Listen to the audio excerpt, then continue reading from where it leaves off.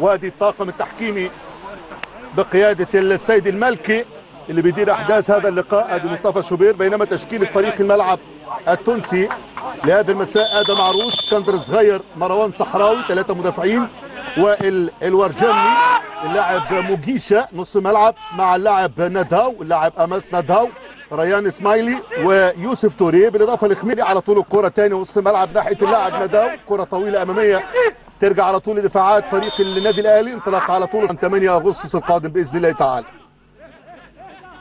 تمشي على طول الكره لصالح الملعب، كره اماميه طويله خطيره ممتازه، محاوله على طول تاني شوبير يطلع، يا ولد يا شوبير، ممتازه مصطفى شوبير، لكن في تسلل لصالح النادي الاهلي. يمشي قفشه يسلم على طول كورته تاني فريق الاهلي، الكره الطويله الاماميه، لكن يقطع تاني دفاعات فريق نادي الملعب التونسي وركله حره مباشره. ملعب التونسي الاهلي على طول قفشه، يمشي قفشه يلعب الكره الطويله الاماميه، لكن سلم على طول الكره الثاني موجيشه، يلعب على الدايره موجيشه هو واللاعب نداو.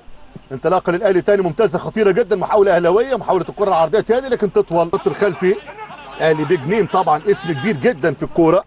ترجع على تمشي على طول الكره الثانيه يساريه لصالح الاهلي عن طريق طاهر، يلعب لهاني، انطلاقه لطاهر، محاوله العرضيه ثاني ممتازه، يحاول يعدي، ادي الانطلاقه مره اخرى ثاني على طول لصالح فريق النادي الاهلي. الكرات العرضيه ملعوبه خطيره ممتازه، فرصه هدف اول. الهدف الاول لصالح النادي الاهلي، يتقدم الاهلي عن طريق محمد شريف، ماكينه اهداف لعيب محمد شريف، نجم من النجوم الكبيره جدا. صفقه الانتقال الحر انتهاء عقده مع فريق الخليج السعودي، ياتي طبعا الى الحبيب الكبير طبعا هو النادي الاهلي. ادي محمد شريف يعول عليه النادي الاهلي طبعا بعد اسامه ابو علي ووجود جراد شار. هنشوف الشريف، لكن شوف العرضيه ملعوبه حلوه قوي جميله من طاهر محمد طاهر، وعلى طول بالاحساس العالي يحط الكوره بوجه القدم اليساري بالنسبه لمحمد شريف، ويسجل اول هدف في اللقاء لملعب الاهلي. لمسه الاماميه مجموعه الشباب اللي جايه، انطلاقه على طول ثاني خطيره جدا بالنسبه لصالح الملعب، محاوله انطلاقه اماميه لكن على طول يقطع ديسكارو. ورابع المحطات هي مباراه اولى وديه. تمشي على طول الكره ثاني في الناحيه اليمنى، محاوله من محمد شريف، يا ولد لعيب عمل العرضيه لكن تروح الكره ثاني خطيره، محاوله تصويبه لكن يطلع دفاعات الملعب التونسي. مباراه حلوه جميله مفتوحه على كل الاحتمالات في اول 12 13 دقيقه مع انطلاقه الشوط الاول من هذا حره مباشره لصالح النادي الاهلي. ادي الخطا بن شرقي والركله الحره مباشره على طول بن شرقي، تسديده تخبط على طول في الحيطه التونسيه ويرد على طول ثاني فريق الملعب التونسي. انطلاقه للملعب التونسي، تتسلم على طول الكره ثاني في وسط الملعب لكن يقطع النادي الاهلي كاسم كبير وكفارس للقاره السمراء بشكل كبير جدا. تمشي على طول الكره اقصى اليسار، انطلاقه اهلاويه، محاوله ثاني على طول اللي جايه والمكان مفتوح من اول خط المرمى لحد الثلث الامامي للثلث الامامي، اللي هيثبت نفسه هيكون موجود وحاضر مع التشكيله الاساسيه. تمشي على طول الكره ثاني اهلاويه، ودي الكره العرضيه ثاني وحارس المرمى خطيره والهدف ثاني. والهدف النادي الاهلي عن طريق محمد شريف.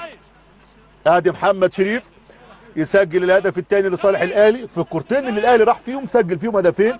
ادي محمد شريف لاعب كبير جدا وهداف كبير جدا، يتمنى طبعا يقعد عمره كله مع النادي الاهلي بعد فتره احتراف. الحقيقه محمد شريف قبل بلاء طيب جدا مع الكره السعوديه. ادي على طول محمد شريف والهدف الثاني، شوف تحرك بدون كوره هنا على طول، ودي حارس المرمى كان ممكن ياخدها بايديه الاثنين لكن خدها بايد واحده هنا على طول عاطف تخيلي، وده الاحساس بقى العالي بمكانه هنا بالنسبه للاعب محمد شريف، يسجل الهدف الثاني لصالح النادي الاهلي. اذا محمد المدينه الساحليه الحلوه قوي الحقيقه بالنسبه للاجواء التونسيه الجميله. تمشي على طول الكره ثاني لكن المستويات اللي الاهلي يشارك فيها في سنواته القادمه باذن الله تعالى. تمشي على طول الكره، يعدي عدى من ياسين مرعي خطيره جدا، محاوله ثانيه على طول في منتهى الخطوره، هوبا فرصه هدف تضيع، مش ممكن. اخطر كوره الملعب التونسي، تروح على طول الكره ثاني ناحيه موجيشه لكن تمشي الكوره ثاني رمي التماس، كوره خطيره جدا جدا جدا بعد قرابه نصف ساعه على النادي الاهلي ووسام ابو علي، لكن هي دي حال الدنيا. اصبح محمد شريف الان العين عليه، واصبح جراد شار هو الاخر، وطاهر محمد طاهر وباقي الرفاق حسين الشحات وما شابه، كل دوت مع بن شرقي ومجموعه الاسماء خطيره جدا اهلاويه. والهدف الثالث، الهدف الثالث لصالح النادي الاهلي، يسجل الاهلي عن طريق بن شرقي، يسجل هدف ثالث فريق الاهلي بدون تعب في 35 دقيقه لعب بمعدل كل 10 11 12 دقيقه هدف. يسجل الاهلي ثالث اهدافه في مرمى الملعب التونسي. الاهلي هيلعب اللقاء القادم امام البنزرتي. الاهلي يتقدم عن طريق بن شرقي بعد ما خرج محمد شريف، يسجل الاهلي ثالث اهدافه. شوف الكره اتعملت عرضيه على طول هنا بن شرقي، يا ولد لعيب جميله جدا، حاططها من زاويه ضيقه ومحطوطه حلوه قوي. طاهر محمد طاهر على طول في الجبهه الشمال يلعب العرضيه. مشكله النادي الاهلي مشاركه اللاعب مصطفى العش. تمشي على طول الكره طويله مع فريق نادي الملعب التونسي، وترجع الكره ثاني خطيره، محاوله تصويبه لكن عاليه، تسديده لكن عاليه وركله مرمى. هدف. ترجع على طول الكره ثاني صالح الاهلي في الجبهه الشمال، محاوله عرضيه يطلع ثاني على طول مرجيشه. ترجع الكره ثاني تمريره خطيره ممتازه، المحاوله العرضيه ثاني موجوده لكن الحكم يدي خطا وفي تسلل على فريق النادي الاهلي. ادي السيد الملكي بالاجواء السواحليه والاجواء الميه الجميله. تمشي على طول الكره ثاني انطلاقه للاهلي، محاوله يحاول يسجل الرابع لكن يقطع ثاني على طول الدفاع، وتمشي الكره ثاني ناحيه مجيشه، يضغط على كورته ثاني لعيب كويس، يلف على كورته يلعب الكوره ثاني على طول لصالح الملعب التونسي. الكرات اللونج باص الاماميه الطويله، محاوله لكن طولت خلاص وبعدت لصالح فريق الاهلي. انطلاقه على طول اماميه، ادي المحاوله لكن على طول الكوره على اساس يحاولوا يحجزوا مقعدهم طبعا او يلفتوا نظر المدرب المدير الفني بالنسبه ليهم في مشوار مهم جدا. ادي على طول تريزيجيه وركله حره مباشره. ادي تريزيجيه واحد من الاسماء المهمه جدا اللي اتت للنادي الاهلي مع محمد علي بن رمضان، مع احمد رمضان بيكم، مع اليو ديانج، مع اللاعب الاهلي. الفريق اللي بيعتمد دايما على المركز الثالث او المركز الثاني له فاشل، لذلك دايما المركز الاول عنوان بالنسبه للنادي الاهلي. على طول اليو ديانج تمشي على يعني اي حد ممكن يثبت نفسه كويس هيكون موجود وحاضر، يكون هناك مدير رياضي موجود. شوف محمد يوسف ان شاء الله نتمنى له كل التوفيق في مشواره. تروح الكره ثاني على طول للشناوي، محمد عبد الله سلم على طول الكره ثاني لصالح فريق النادي الاهلي. ادي الانطلاقه حمزه عبد الكريم، وادي المحاوله العرضيه لصالح الاهلي خطيره جدا. فرصه الرابع مش ممكن، فرصه خطيره تريزيجيه، وفرصه في الدقيقه 6 من عمر الشوط الثاني. وادي على طول تريزيجيه لعيب كبير جدا طبعا، اضافه كبيره بالنسبه للقلعه الحمراء. شوف الانطلاقه هنا ممتازه، وادي على طول تريزيجيه.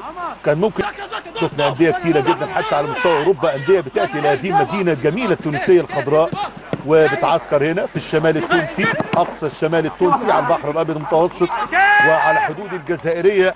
يتواجد الاهلي في معسكره الجميل. تمشي على طول الكره الثانيه عن طريق تريزيجيه بوجه القدم الخارجي جميل. فرصه الهدف الرابع، الله الهدف الرابع لصالح النادي الاهلي. محمد عبد الله يسجل، محمد عبد الله. ادي محمد عبد الله اللي بقول لحضراتكم عليه واحد من الاوراق الجميله الجديده. محمد عبد الله اسماء ممتازه. ادي على طول مع يوسف عفيفي، مع مجموعه اللعيبه الولاد الممتازين جدا اللي بيتمرنوا مع الفريق الاول.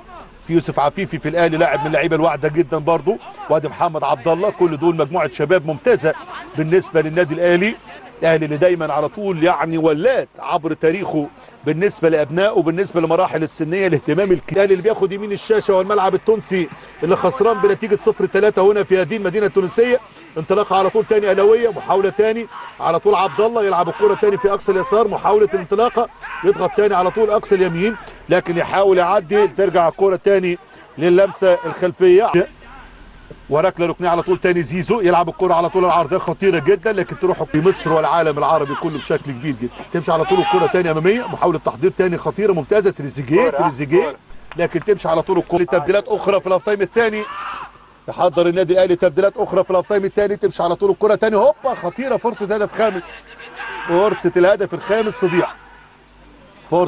الخامس تضيع في اللاعب اشرف داري. بيتحضر للتبديل، مجموعه من اللعيبه هتشارك مره اخرى مع تشكيله النادي الاهلي. ادي شوف على طول هنا محاوله التصويب لكن في الاخير الكره 4-0 الاهلي بدون تعب وبدون معاناه بالنسبه للنادي الاهلي.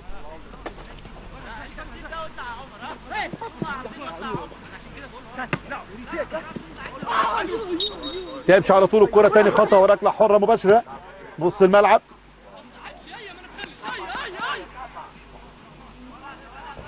ادي على طول الانطلاقه اليساريه، شوف محاولات لاعب على طول الى الخط الخلفي لصالح الملعب التونسي، محاوله التسديده لكن على يسار حارس للنادي الاهلي في هذا المساء. 3 في الاوف تايم الاول، 1 في الاوف تايم الثاني.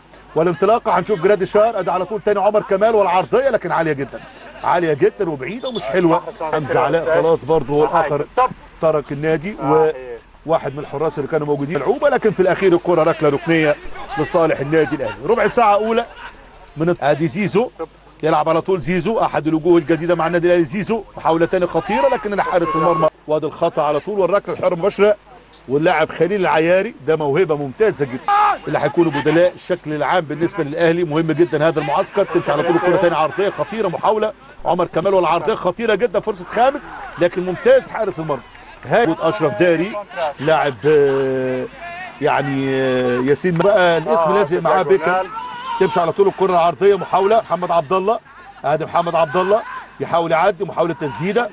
شفنا ايضا تحويلات ممتازه جدا بالنسبه للاعب الموهوب اللاعب خليل العياري، لاعب رقم 10 ده لاعب مميز جدا ولاعب شاب صغير. الاهلي مع بدايه السيزون ركله حره مباشره على طول اماميه طويله عاليه، لكن في الاخير الكره الى واقع في ارضيه الملعب. تمشي على طول الكره ثاني اماميه ولكن والركله الحره المباشره تلعب على طول الكره خطيره، محاوله يقطع ثاني على طول دفاعات وديه امام الملعب التونسي، وبعد 4 ايام هيلعب مع فريق تونسي اخر ترمياني سواء في الماتشات كلها بشكل ممتاز واخيرا بورتو.